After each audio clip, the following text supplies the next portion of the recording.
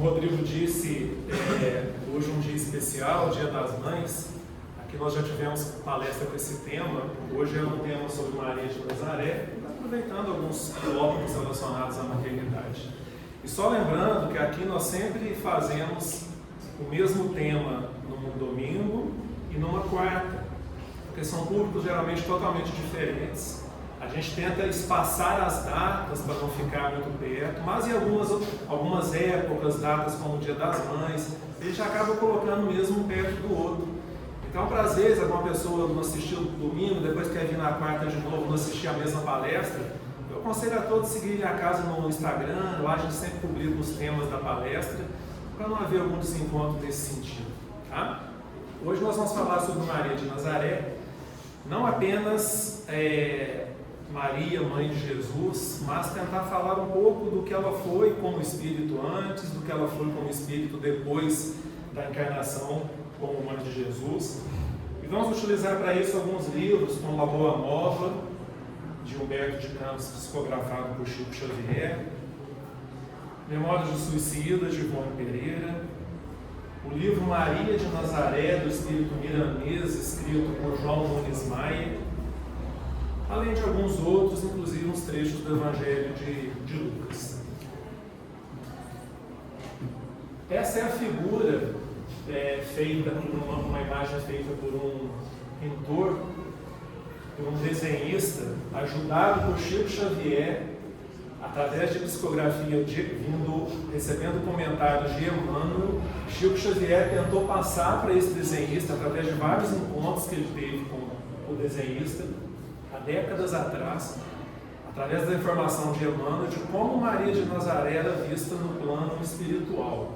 Isso foi publicado há décadas atrás, não recordo o ano exato, e era essa imagem que o desenhista fez do rosto de Maria. Se a gente utilizar hoje, e a tecnologia, a inteligência artificial, ela, além de ser usada, apesar de ser usada para fins muito ruins, ela pode ser usada para a nossa curiosidade, para nós entendermos melhor alguns tópicos como esse. Será que essa era a imagem? Será que esse era o visual de Maria, lá em Nazaré, no meio dos judeus? Será que havia uma pessoa de olhos azuis, loira? Isso não faz diferença, mas se a gente pedir a inteligência artificial para contextualizar a época, os aspectos históricos, fisionomia, raça, ele dá essa imagem para a gente, de uma mulher parecida com essa, que aparentemente tem mais a ver com as pessoas daquela época. Isso é apenas uma curiosidade, e se a gente pedir mais, ele mostra imagens de cenas diferentes de uma possível aparência física de Maria à época. Mas o que importa é o espírito dela. Quem foi o espírito de Maria de Nazaré? Ela foi um exemplo de pureza, de mãe, um espírito que encarnou com a missão de receber Jesus em seu ventre, então isso não é para qualquer espírito. Não foi escolhida ao acaso, pela sorte, que a gente sabe que a sorte ou o acaso não existe. Ela foi escolhida a dedo. Era uma pessoa, um espírito que há séculos e séculos se preparou para encarnar.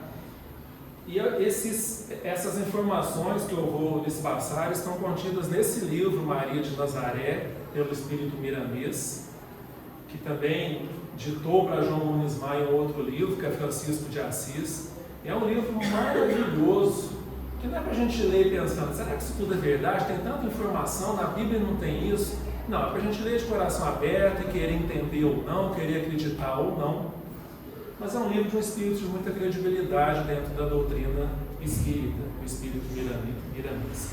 E ele conta que Maria, antes de encarnar e de passar por todas as provas que ela passou durante a vida da mãe como mãe de Jesus, cumprindo a divina missão que ela cumpriu, ela era um espírito chamado Sofia, que trabalhava num grupo de trabalhadores no plano espiritual, trabalhadores voltados ao bem, trabalhadores iluminados, e ela veio durante séculos e séculos descendo em escalas vibracionais até chegar no plano terrestre, onde ela encarnou como Maria.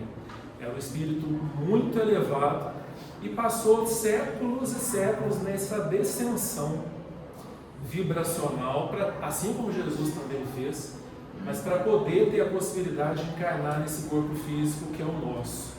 E trabalhava nesse grupo chamado Cearenhos também, que durante séculos, até milênios, como cita o livro, eles trabalhavam para fazer uma limpeza espiritual naquela região. A limpeza não é assim, você é bom, você fica, você é mal, você sai. Não. Essa limpeza, entre aspas, era um convite que os milhares de trabalhadores desse grupo faziam, aqueles espíritos ainda não voltados ao bem, ao amor, à caridade, para melhorar. Aqueles que se recusavam puderam ser, ora, retirados daquela região, ou alguns, e muitos, se convertiam e ali ficaram. Então essa limpeza, ela existiu para a encarnação de Maria, ela existiu para a encarnação de Jesus, para que fosse criado um ambiente mais propício para que o plano divino se concretizasse. Ia concretizar de qualquer forma? Sim, mas quanto mais puro estivesse o local, mais fácil, vamos dizer assim, menos difícil seria essa missão de Maria. E Eli e Ana foram os escolhidos para serem os seus pais, um casal humilde que ali vivia. Esse livro conta com muitos detalhes essa história. Eu aconselho quem tiver interesse de ler, que é um livro muito bonito. E Maria veio ao mundo no ventre de sua mãe, Ana. Conta o livro que o parto de Ana, mãe de Maria, para Maria nascer, foi um parto físico, como todos, mas amparado por uma espiritualidade muito elevada. Espíritos de altíssima luminosidade, de altíssima evolução, acompanharam esse parto. Não é só Maria que foi privilegiada disso, porque ela seria, e todos nós aqui não.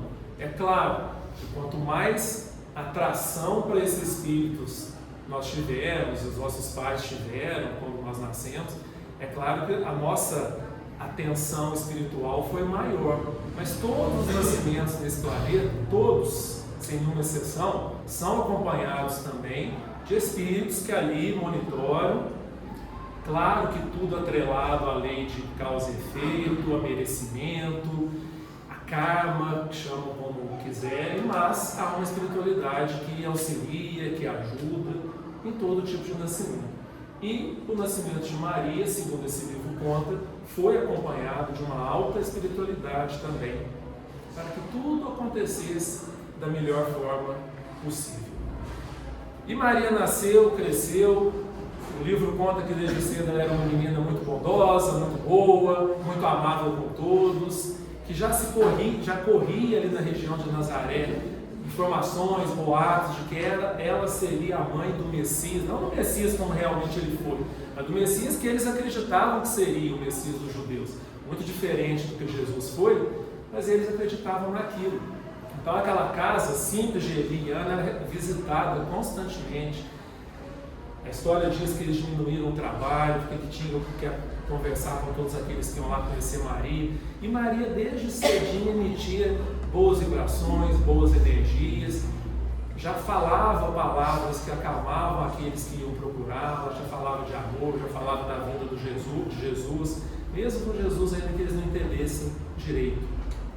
Até que Maria, segundo as informações desse livro, foi para o templo de Jerusalém, porque havia dentro do templo um setor destinado a receber meninas, inclinadas a essa parte espiritual, não do jeito que ela queria, que ela achava, mas do jeito que o judaísmo gostaria que fosse. E ela passa um tempo, de acordo com as informações desse tempo, e depois ela voltou para a casa dos pais. Ela não foi muito bem aceita, vamos dizer assim, que Jesus, o Messias que ela dizia que viria, era muito diferente daquele Messias que eles queriam acreditar que viesse. Então ela retornou para a casa dos seus pais, conheceu ali a fraternidade dos essênios, que é interessante, era um grupo de judeus, mas que tinham crenças um pouco diferentes, eram mais voltados ao interior e menos ao exterior, como era o judaísmo.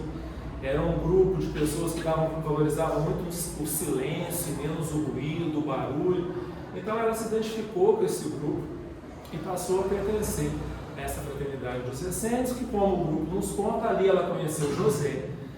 José, de acordo com o livro, era um espírito bom, justo, caridoso, mas muito abaixo vibracionalmente do que era já o espírito de Maria. E que ele havia assumido uma dívida com Maria e houve um planejamento reencarnatório deles ficarem juntos.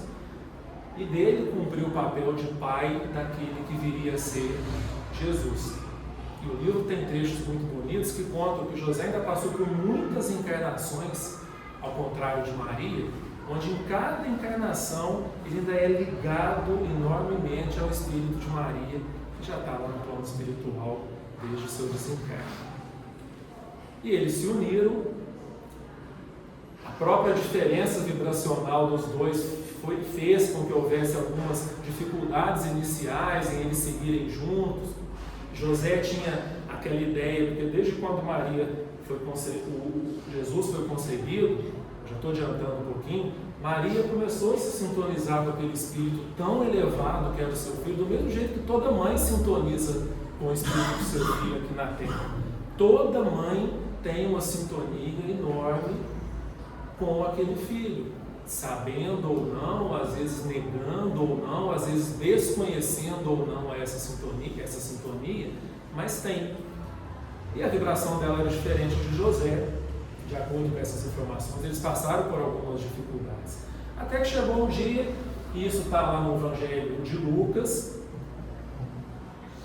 um comentário à luz da doutrina espírita, por ser um espírito de grandes conquistas evolutivas e virtudes já, consciente da sua tarefa, Maria curvou-se ao anjo que apareceu para ela e disse a frase que muitos conhecem: eis aqui a serva do Senhor, cumpra-se em mim segundo a tua palavra, cumpra-se em mim a tua ordem, a tua palavra. Quando esse anjo, esse espírito que apareceu para ela, disse para ela: salve Maria, bendita és tu entre as mulheres. E ela não entendeu direito aquilo, e ele disse: acalme-se Maria, tu concederás um filho em seu ventre e colocarás o nome de Jesus, e ele será considerado filho do Altíssimo, filho de Deus, e grande e infinito será o seu reino.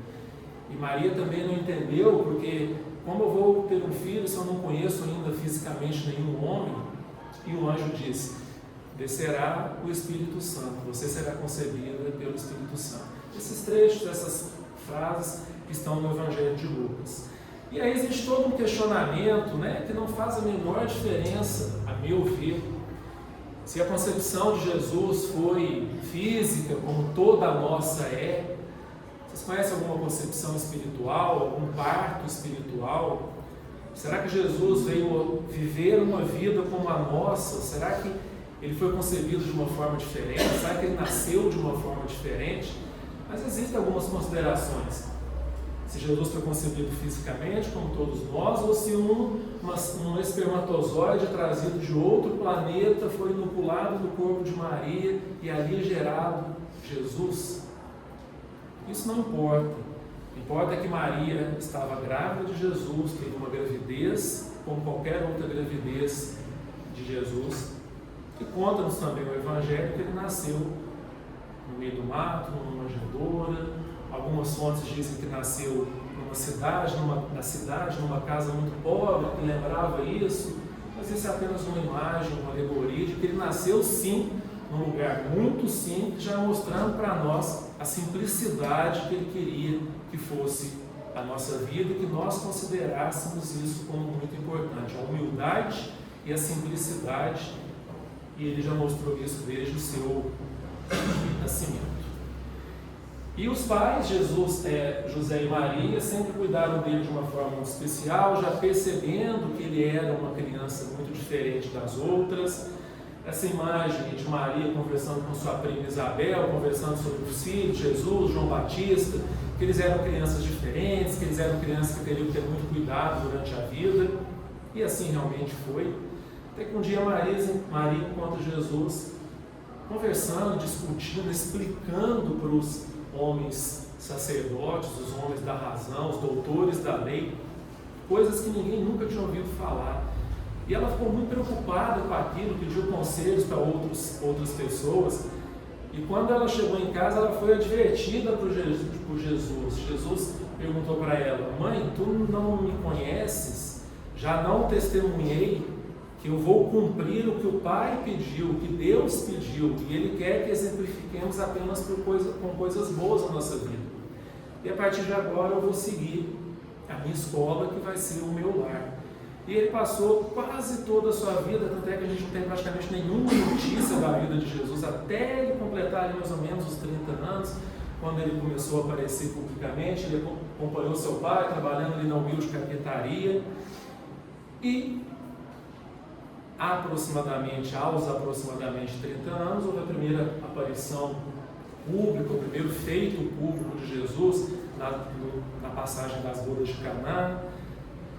E Maria sempre ali tentando ou estar presente, ou sempre recebendo notícias das suas curas, curando aleijados, curando leprosos, multiplicando pães, andando sobre as águas. Maria sempre sentindo realmente, provavelmente, muita alegria, muito orgulho, do orgulho bom, né? Por ter realmente assumido aquela missão que aquele anjo chegou um dia e falou para ela, e pediu para ela, e ela agarrou com todas as forças essa missão de ser a mãe de Jesus. E Jesus realizou seus 3 anos aproximados de feitos, com tudo que a gente já sabe que ele fez, até o momento onde ele foi preso. A partir dali, na vida física, ele não mais realizou nada, e Maria acompanhou a sua crucificação. E Humberto de Campos, no livro Boa Nova, no último capítulo que chama Maria, ele diz que de todos os vultos do Calvário, o mais impressionante provavelmente foi o de Maria, que acompanhou a crucificação, o castigo, o sacrifício e a morte de seu filho, quieta, em paz interna, resignada, cumprindo realmente o papel que ela se dispôs. Quando aquele anjo apareceu para ela, ela disse: sou a serva de Deus. E ela permaneceu ali durante todo o tempo, até João aparecer junto com ela e permanecer junto com ela até a crucificação, até a lança.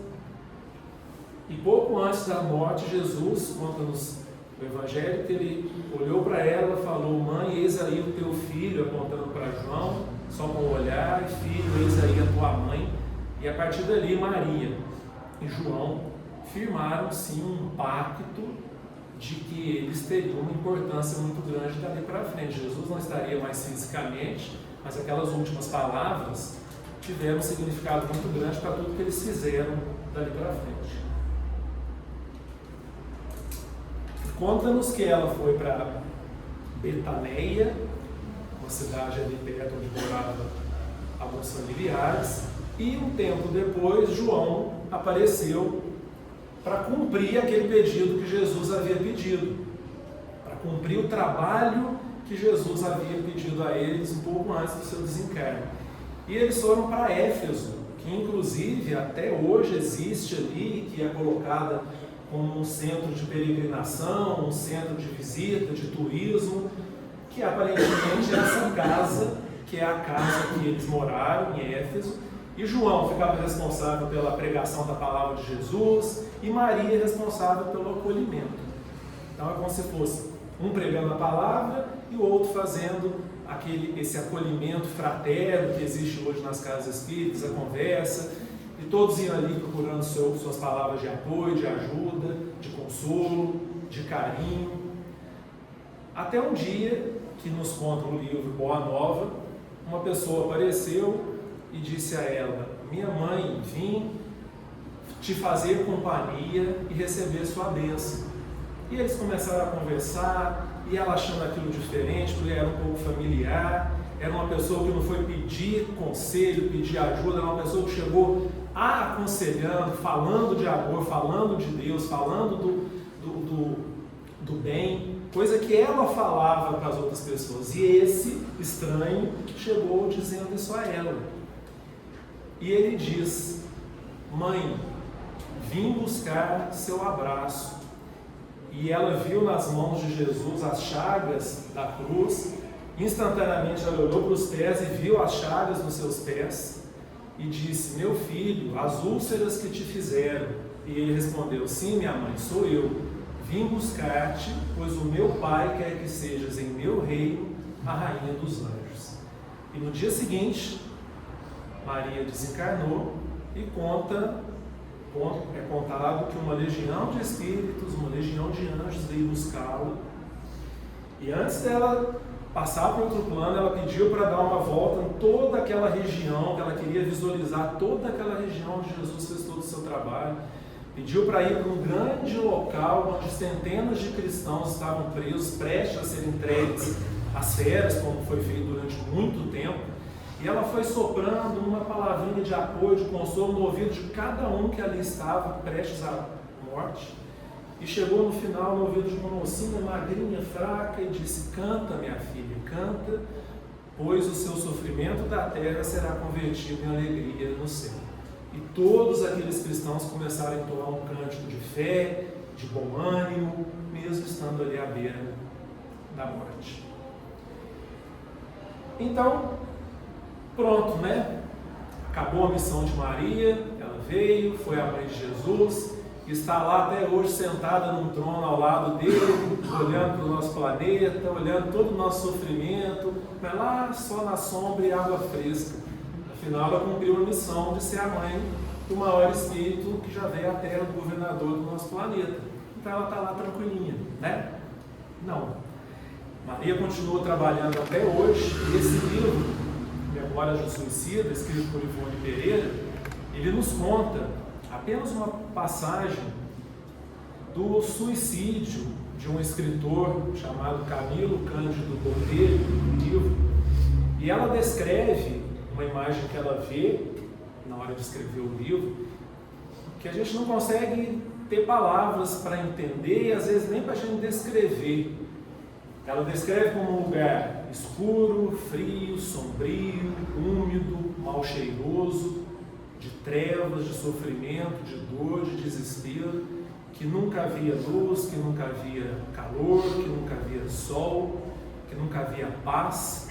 E Camilo Cândido Botelho ficou anos ali, e que só era interrompido todo esse terror quando, em alguns momentos, ele viu uma luminosidade, espíritos ali que falavam, movimentos, uma claridade aparecia, e depois ia embora. De tempos em tempos ele via isso. Até chegar uma vez que ele viu tudo isso e ouviu uma voz que disse: atenção, abrigo número 36 da rua 48, abrigo 36, Camilo Cândido Botelho, Belarmino Queiroz, e foi falado uma lista de nomes, dirigem-se ao comboio. E ele aqui naquele pavor, naquela dúvida imensa, sem entender o que estava acontecendo, ele foi sendo levado e ele viu espíritos vestidos com uma túnica azul, carregando uma flâmula, onde estava escrito Legião dos Servos de Maria. E aí ele foi conduzido a esse veículo, fizeram uma viagem, chegaram num lugar enorme, onde estava escrito Legião dos Servos de Maria, entrou, passou por placas, esse descrito no livro, Torre de Vigia, Departamento de Vigilância, Departamento Hospitalar, e aí seguiram uma seta que levava ao Hospital Maria de Nazaré. E ali ele passou anos e anos sendo tratado, sendo medicado espiritualmente, sendo curado de todos os males, que ele piorou, que ele não se livrou do suicídio. E esse local, Legião dos Servos de Maria, é comandado, coordenado por Maria de Nazaré, aparentemente até os dias de hoje, socorrendo a todos aqueles suicidas do nosso planeta. Cada um da sua forma, cada um na hora que merece e que precisa ser acolhido, ser levado a lá, tirado de qualquer região vibracional que seja, de sofrimento, e levado a essa estação de correção que é a Legião dos Servos de Maria. E ali, Camilo Castelo Branco, quando ele já estava melhor, ele foi conduzido a um outro departamento, que era a Mansão da Esperança, e ali, todo final de tarde, todos aqueles espíritos que estavam ali, já praticamente curados, já se preparando para novas encarnações, Eles se reuniam numa praça muito grande, num local muito bonito, e todos ali ao final do dia, eles se reuniam para orar. Maria, então, na missão, na encarnação de Mãe de Jesus, renunciou toda a sua vida em função dessa maternidade, e foi realmente o Espírito o exemplo mais puro do amor de mãe. E hoje nós estamos no Dia das Mães. Acho que toda mãe, todo pai, todo mundo deve se inspirar em Maria no sentido do cuidado com que o Espírito quer confiar a nós, tanto a paternidade quanto a maternidade. Não há distinção nesse exemplo que Maria representou. E, de acordo ainda com Camilo Cândido Botelho, que estava lá nessa Mansão da Esperança, conta-nos o livro que no final da tarde, quando o sol estava se pondo, todos se reuniam e ouviam uma música, ouviam um cântico, e todos aqueles espíritos ali se emocionavam intensamente em oração, em choro, em saudade daqueles entes queridos, daqueles amores queridos que ficaram para trás, querendo um dia, pedindo a possibilidade de uma reencarnação para cumprir de forma diferente tudo aquilo que eles deveriam cumprir, mas que propositadamente interromperam as suas vidas através do suicídio. Esse cântico, acreditamos que seja hoje, de acordo com o próprio livro, o canto e a música que algumas igrejas, algumas religiões apresentam como o cântico da Ave Maria às 6 horas, que toca tanto a gente, não só a mim, talvez muitos de vocês, quando a gente escuta a Ave Maria tocando às 6 horas da tarde, uma emoção muito grande. O livro conta que essa emoção é muito sentida, a vibração emitida desse local, não apenas desse local, mas estou contando a história dela, é tão grande que toca a gente de uma forma muito intensa e a gente quase que sente, talvez, tudo aquilo que esses espíritos que estão lá conseguem sentir. Então, para encerrar essa palestra, já passou de 6 horas um pouquinho, mas eu vou convidar a nossa amiga Flávia, que vai tocar aqui no violão a música Ave Maria. Eu queria que todo mundo se concentrasse, relaxasse em suas cadeiras. Eu vou apagar a luz, podem cantar junto, podem ouvir, para a gente finalizar essa palestra.